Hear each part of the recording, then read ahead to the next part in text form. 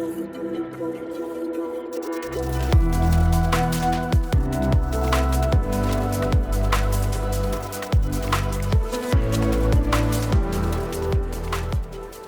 I'm Gerd Leonhard, Futurist. I'm here in beautiful Cape Town, South Africa, with my good friend and colleague Anton Musgrave, who runs Future World.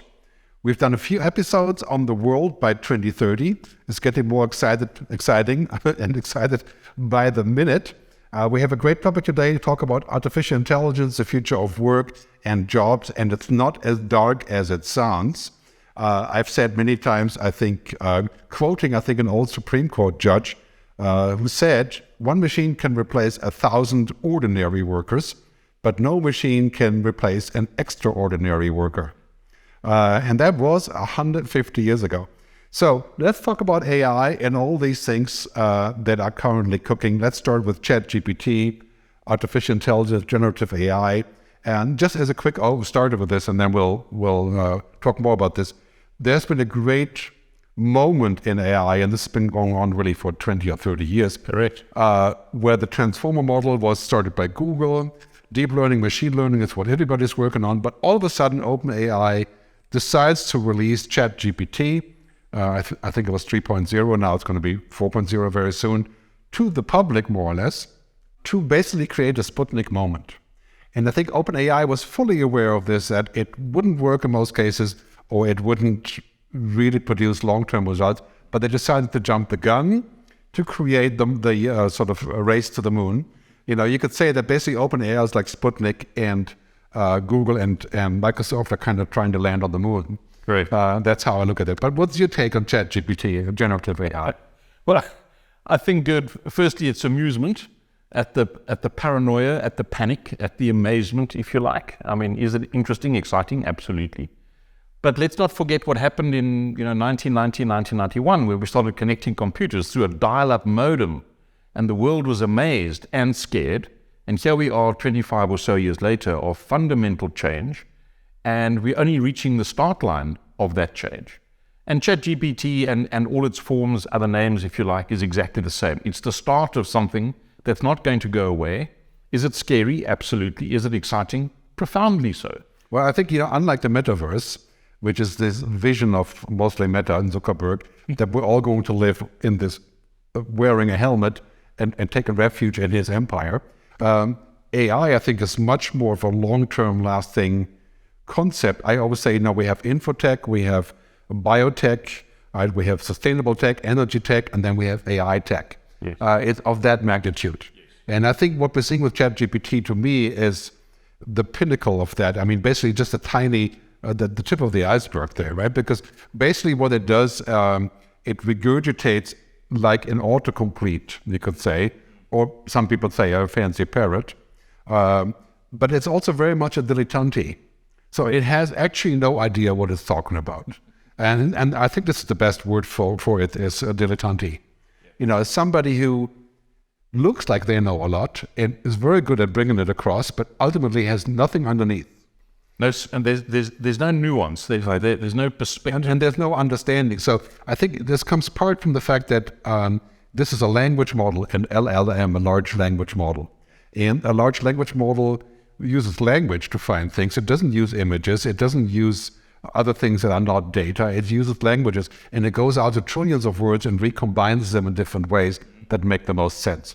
And many times it's really amazing. So if you're having a problem connecting your camera to your computer, and it will give you a whole tutorial, and that's really powerful. As soon as you ask anything about opinion, like, should South Africa be dependent on coal, or whatever, right? It will come up with something that sounds reasonable, but if you probe deeper, it will come up with complete conjecture. Because at some point, somebody may have written somewhere around the world that South Africa is already out of coal, and they find that and they put it together. So to me, this is a very, very big question, is that this engine that produces roughly 3% of reality, we're looking at it as if it was reality. And that's what we always do. It's like Lego blocks, right?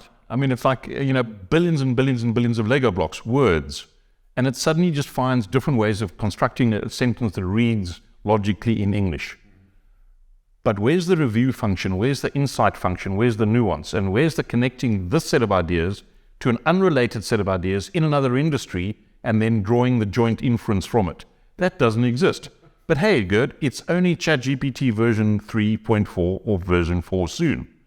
The point is, by 2030, it is going to be ubiquitous, it is going to be way more powerful, and it is going to take away many, many jobs. What we've got to figure out is, how do we manage its impact and what impact we want it to have, firstly, and secondly, how do we then train humans, develop humans to have skills that a competent language processor can't replace? Mm-hmm. Well, we've both talked about this for a long time, about routine, how routine is being replaced by machines. But a lot of times when we look at routine, it's only pieces of what we do that is routine. For example, you can outsource your bookkeeping to Xero, and you can outsource your scheduling to Slack, or routine. But driving a car, for example, right? People think it's routine, but actually turns out it's not. It's very difficult to have level 5 automated driving.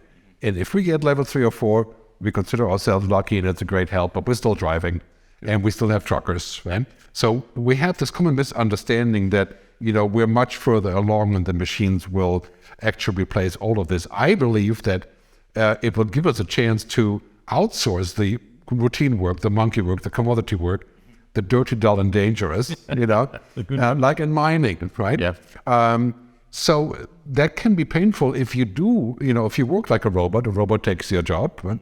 But very few people work entirely like a robot. So for example, check out the supermarket. If you work in a giant Safeway in America, so you have 25 cash registered and you don't do anything but just type and enter, yes, job's gone. But if you work in a supermarket here in Cape Town and you have local relationships, you wouldn't want to take that person because that's the connector, right? And you don't need to use a machine. So I think a lot of that will mean routines are being outsourced. And by 2030, the system will be very smart. But also, we have to understand that, in my view, logic alone is not enough. And these are logic machines. Yeah, I think that's it. I mean, the fourth industrial revolution, Gerd, was about automation, robotization, technological everything. The fifth industrial revolution, I believe, needs to be about rehumanizing humanness and humans, rehumanizing humans. So in other words, finding those features, those virtues, if you like, that are uniquely human, but that also add value to the customer experience in whatever industry you're in. Those we need to enhance, elevate, monetize differently, and then let the machines do all the checkouts in a safe way in the US. Because you cannot tell me that person is actually fulfilled as a human. You can't tell me they get goosebumps from what they do every single day. And very few of them make a real impact on the customer. So let the machine do that. But then we need to be courageous enough, curious enough, brave enough to say to humans, this is a way in which you can add relevance to society as a human, and then learn to monetize that differently. And so capitalism, in a sense, needs to shift, because we won't only measure profit on net profit or EBITDA or market cap, etc. This is one of our key challenges, clearly, because if we take a purely capitalist means, then you make more profit when you have a machine, because the machine doesn't have a union, it works forever, right? You make more profit, but there is a societal component. So when we're moving into a larger view of what we want, people, planet, purpose, prosperity, not just prosperity, then this becomes a situation where you say, okay, so we have all these machines doing commodity work, we have more productivity. What we have now is more productivity, but declining wages, and declining jobs. And that's because of a policy, it's not because of technology. Absolutely right? Correct. And so we need to fix that problem and say, if we have declining productivity, we have more money, then some of that money needs to go into a pool to redo work for the others. For example, I think we should have more healthcare workers, more social work, more people that get paid to have children, which is important, I think, in a free society. And all of these things, it has to be more equal. And that is the true problem behind AI, because AI will show us that routine work can be outsourced. Mm-hmm. Thus, I only work 2 hours a day, and my boss will say, 2 hours a day, I can get somebody to be 4 times 2 hours, and I fire 3 people. Right? Yes. But I think what will also start shifting in the world is what we deem valuable. So an automated process will attract less and less of a premium as it becomes ultimately commoditized. So what then becomes valuable? It's those things that are scarce. In the world today, full of smart machines, what becomes more scarce is empathy, insight, curiosity, innovation, critical thinking, etc. But the question is, how do we then monetize those differently? And I think the consequence will be that there are going to be millions of people that simply can't climb that ladder, perhaps. And so a global universal minimum wage, whether it's that we tax the robots or whatever it is, but I think we're going to have to face up to that.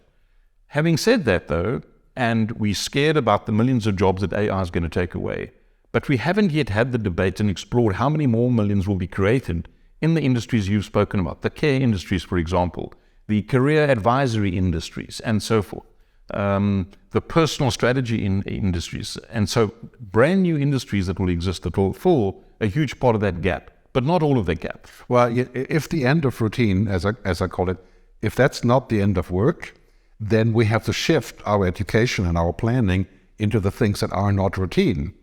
And that includes everything that's human. So negotiation, caretaking, complicated manual jobs, complicated intellectual jobs, but things with a judgment and on, right? And what we currently are doing is, for example, in India, we're producing 1.2 million engineers per year. That's right. And a lot of those engineers will end up doing the jobs that machines could do, which is how to figure out how to print a 3D house or how to lay a bridge across a river, and then make $300 a month, and the machines will take their job, right? And so we're barking up the wrong tree by competing with machines. There's no question about for commodity work. Absolutely correct. I think that's an absolute given. And I think that, when you look at all of these jobs and what graduates are we producing for those jobs today in 2023, by 2030, we must have changed the entire global education system away from subject matter in grades, and every grade progresses at the speed of the slowest person in the grade. Those days are over. So the impact of AI in education, for example, as we merge education with AI, individual pupils will learn at their own natural rate, whether that's fast or slow, and you won't be one of 25 in a class that's graded simultaneously. But we're also then going to give these new kids new skills. So the skills to think, for example, of a systems theory, critical thinking skills. How do you identify fake news, fake GPT output, or stupid GPT output from real? That's the other thing that's happening here. As the question is, what is real and what is valuable, right? For example, you could say, you like DALL-E, so you buy a perfect replica that could be done by a fake DALL-E artist, or just print it, and you're perfectly happy with that because it looks great, but it's not real, and the person that shells out $100 million for the real DALL-E knows the difference, but it looks the same. And let that be the case. Right? If someone wants to pay part of the money, part of the money. And I think that is something that we have to also maintain by saying, okay, the real journalist is going to be more expensive, but because that work is real, is not a copy, right? And therein lies a very big difference. I think this is going to become apparent when we have a lot more AI writing books and stuff. They are like fast food. And some people are fine with fast food, and some of it tastes okay, but you still know that it's probably not the best food you can eat, and people have it, and it's a choice, right? But really what we want is real food, yeah?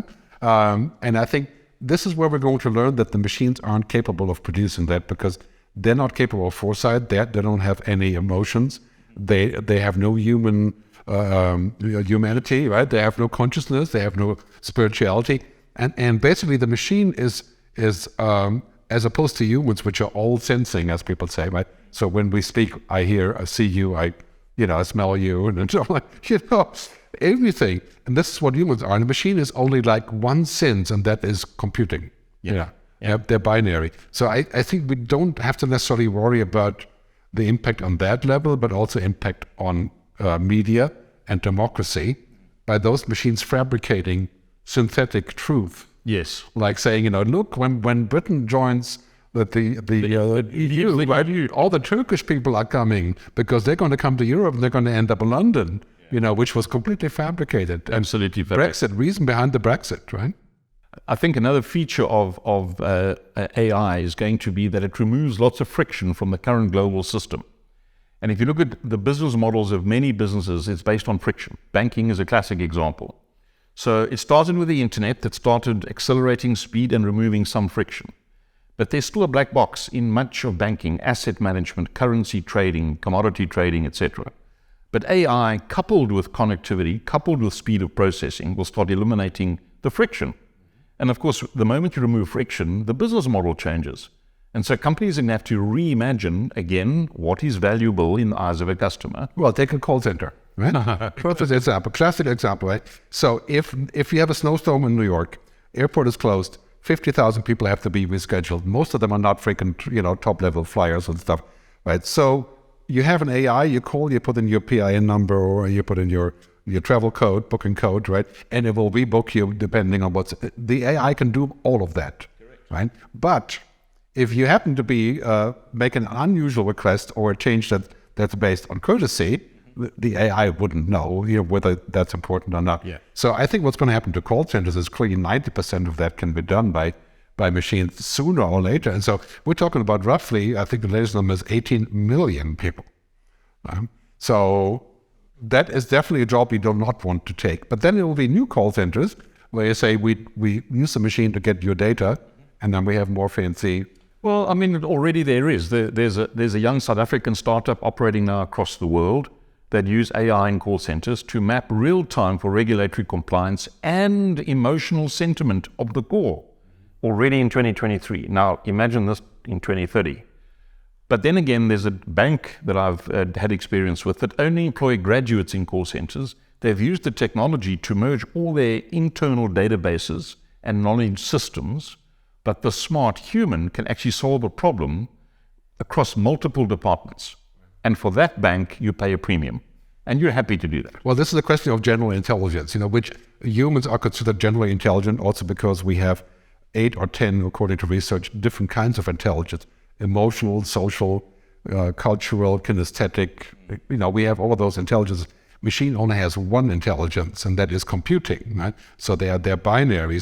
And this is why having a machine that becomes generally intelligent, in my view, is probably not something that we should pursue as a top business goal, because it does replace us when it gets to that point, having an IQ of 1 trillion, say, right? A computing IQ, and B, it would be almost impossible to control. So I always say we should probably be careful about how we use AI, or what I call IA, intelligent assistants, now because of the automation and those things, and also make sure that we have a flag that says that it is from an AI. But we definitely are going to need a moratorium, a global collaboration agreement on general intelligence, because we're not there yet at all because we don't have the computing power. But if we're going to have a machine that's generally intelligent like us, it will very likely be, going through the steps of evolution very quickly. Elon Musk thinks we're living in a simulation already. Right. So, this is a very big issue. So we need to think about if we can collaborate across the world, and I think this is primarily Europe, US, and China, of course, to figure out if we can control a general intelligence in such a way that it becomes a force for good. Well, put it this way. I think if humans don't find a way of making the virtues of being human valuable, then we have a 20, maybe 30-year window, Gerd, and then I think it's over for humanity. I mean, let's be honest. Humans haven't covered ourselves in glory. Here we are tonight in 2023, and 3 billion people go to bed hungry. The system is not giving 9 or 10 billion people a fair hope that tomorrow will be better than today. And when we can't solve for that, and AI is one of those big issues. And of course, the next question is, who do we trust to solve for these things? I wouldn't trust the UN. I'm not sure I would trust the World Bank. And, who do we trust with these big decisions? And how do we remove the vested interests, the Zuckerberg Meta kind of influence over this conversation? Yeah, and this is a very big question. I think that with technology like this, exponential technology, we need to always keep the human in the loop for the time being, even if it's slower or more cumbersome. So I think Microsoft has done the right thing with Bing by sort of castrating a little bit of its functionality and making it more manageable, or it just says, no, I can't go any further. But that's because of Satya Nadella and his humanness. Probably. Look how he turned that organization around, and it was based on culture and humanness and servant leadership. And so he has this benevolent patriarchal view over the power of the AI. But what if it's not him? Remains to be seen if that keeps intact when there's trillions of dollars waiting on the other side of the inhuman behavior. But I do trust that they will find a way forward. But generally, I think keeping the human in the loop is to me is the ultimate for now. But also in the long run, because the question of control is not Right now, control means, for example, that you can distinguish truth or non-truth, and that needs to be regulated clearly in social media. I mean, imagine if you have an AI in social media that can Twitter every 4 seconds about the next president of South Africa and pollute the entire network with fake things and videos. And well, the very good things. I mean, let's not always see the negative side of it. Right? Yeah, but of course it doesn't sell. So the bad things go like 6 to 8 times as fast, right? So that's why we have them. So having a story like the Brexit Turkey EU story goes fast because it's fear. And I think generally speaking, we have way too much fear about the future when it's about AI. We should have caution and precaution to make sure that we can use it in the right way. But when we have fear about any of these possibilities, then we tend to demonize it, or the reverse, anthropomorphize. So we think, oh, ChatGPT is my friend, like Replica, this app, right? Or, this is my artificial friend, or, the AI should know better when it's about criminal justice. Well, it's like a movie having a romance with its operating system. Right, the movie Her, right? And all these things. And we're a little bit polluted by what we see on television when it's about AI, because the robots are coming, they take our work, and then they harvest our bodies for energy, right? And they take over. And we have to let go of that kind of idea and say, okay, we can use that for many, many things, but we're going to need a framework. And for example, I am a strong proponent of saying we should have a flag. Every time you produce content that's done by the machine, you have to have a flag. Or have a human endorsement. And I think on that point for me, often in these very complex and important conversations, Gerd, we lose perspective on the essence of business. It's that moment. It's a moment when someone with a need meets someone with the ability to supply, and they agree on terms and price. That moment is business. And what we need to say to ourselves is, how do we utilize all the technologies, including AI, to facilitate that? But how do we then close out that transaction with a moment of human magic? Yes. And only humans can do that, even if it's all the processing power up to that moment, whether it's the handshake, the pat on the shoulder, the smile, or the human insight, the comment that really leaves a person with a sense of, I'm dealing with someone that I can relate to, identify with, and that can excite me about the transaction. That's the magic of business. Yeah. Everything else is just part of the process. I'm a little bit worried about this AI thing becoming like social media, where initially we were very excited about it. It was very magical, connecting with others, publishing your own stories, putting up your own images, and it became magic that we could do that and blog, and then it became regurgitation of other things, and then it became a game that we played, like I'm the biggest Instagram whatever, makeup girl, influencer, whatever, and then it became a toxic thing to where you would read all the wrong things and the people would kill themselves as to what they see. I mean, I think Instagram and other of these platforms have a lot to answer for in terms of the social ills amongst young people. But it went from I always say magic to manic to toxic. Yep. And the same could happen with AI, and that would be the end of life as we know it.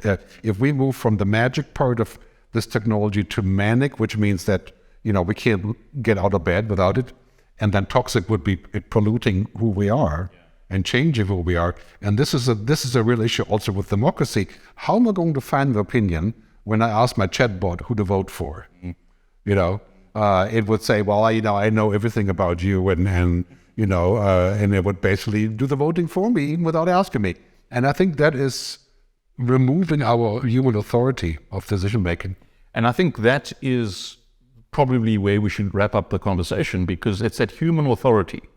And I think from a business perspective, in the boardroom, leaders need to have enough knowledge to have a sensible conversation. It's 2030. AI hasn't died. I think we're on ChatGPT 20 now, if I remember correctly. So the issue is, how do we equip ourselves with the knowledge to harness it, to use it, to manage it, to deliver the outcomes we want for our human customers, clients, and colleagues? How do we allocate capital in the boardroom between technology infrastructure? I mean, in 2023, there's still banks that spend money maintaining COBOL mainframes. I mean, it's an insanity. Right? Well, I always say, we should invest as much money in humanity as we invest in technology. Because that is the key to having a good future that we can make together. And the other one is in terms of technology, too much of a good thing can be a very bad thing. And that's about food, water, drinking, eating, smoking, whatever, but also about technology. We can have too much technology, removing our authority over ourselves and getting lazy and abdicating. Absolutely correct. And this is the biggest danger by 2030. Yeah. The danger is not that machines will take over, but that we become too much like them. But maybe one of the success criteria in your annual performance review in your company will be A, your ability to harness and deploy AI to make your own job more meaningful, and B, how have you shown your human impact in what you do as a worker? So you'll have two criteria. One is how do you leverage the tech, but then how have you shown yourself to be more valuable than the tech? In other words, how have you moved beyond the routine? Exactly. And created new values on top. I mean, I think, for example, what's happening in medical field is a great example. Doctors will use AI and virtual reality and stuff to be faster, to be more informed, to instantly pull up information, to look at your melanoma and decide what it is. But in the end, the doctor can use the free time to see more patients, or to become a better doctor, or to talk to you, right? Instead of rushing from one to the other. Well, I think if you look at the NHS at the moment, most people are going to see their doctors because, yes, they have an ailment, they have a sniff or a headache.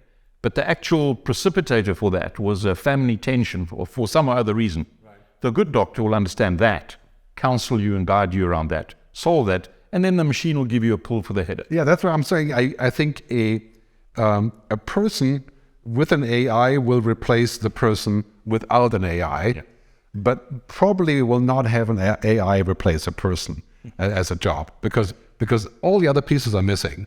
You know, a good doctor, I've met a few in my lifetime, you know, they can look at you at 14 seconds and they've got an idea what goes on. And how does that work? Yeah? And so a bad doctor will just go and get you a pill because you have a headache or something, you know.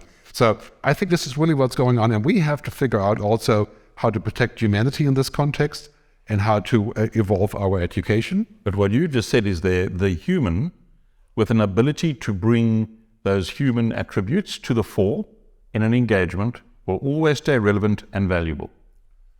And let's not get too scared about that. Yeah, and the other thing is, of course, to wrap up the conversation, I think by 2030 it's going to dawn on us that the future of life is not just all about work. Like we had been discussing for 30 years, that technology will result in us working less, has never worked out. But by 2030, I think we're going to have technology to that point where we can actually spend less time working on the commodity work. Well, what's an enabler? Look at what's happening today. There are these research projects all around the world where workers are working 4 days a week, getting paid for 5 days a week, and they found productivity, impact, output increase. And they've, as a consequence, been able to harness the technologies of today to create that space of freedom. And companies are now valuing the ability or the impact of having humans having more time to do what they want, the old work-life balance debate, but productivity goes up. You see, it's not either or. It's not the old world of binary black or white. We can have two outcomes in today's world. And that's the beauty of what the technology Yeah, I mean, 2030, 2040, we may well live in a world where work is no longer the central thing, but it's everything that we do in life, and just work maybe 1 per hour a day for one person, and for the other it could still be 15. But it's also much more about occupation and calling. And especially, I think, you know, looking at the people who do menial work and less sort of intellectual work, a lot of that work will be generated by all the things that are being freed up. Good. There's a lovely story in Europe where a government is actually funding the education for young people on condition they live in a facility of old people and spend an hour a day with the old people. And you see, here's the economic model. The reduced cost on the state of healthcare for the old people when they engage with young people is greater than the education cost of the young people. So it still boils down to euros and cents, but it's a different way of thinking about the economic model. And suddenly, the value of being just a human with an old person reading them a story is now translated into euros. So there's an economic model that works, but it's different. And I think we're going to explore by 2030 many new of these economic models. That's a great way to wrap up the session, Anton. Thanks very much for tuning in. This is Anton Musgrave and Gerd Leonhard in Cape Town, South Africa, with our show on the world by 2030. Thanks for tuning in.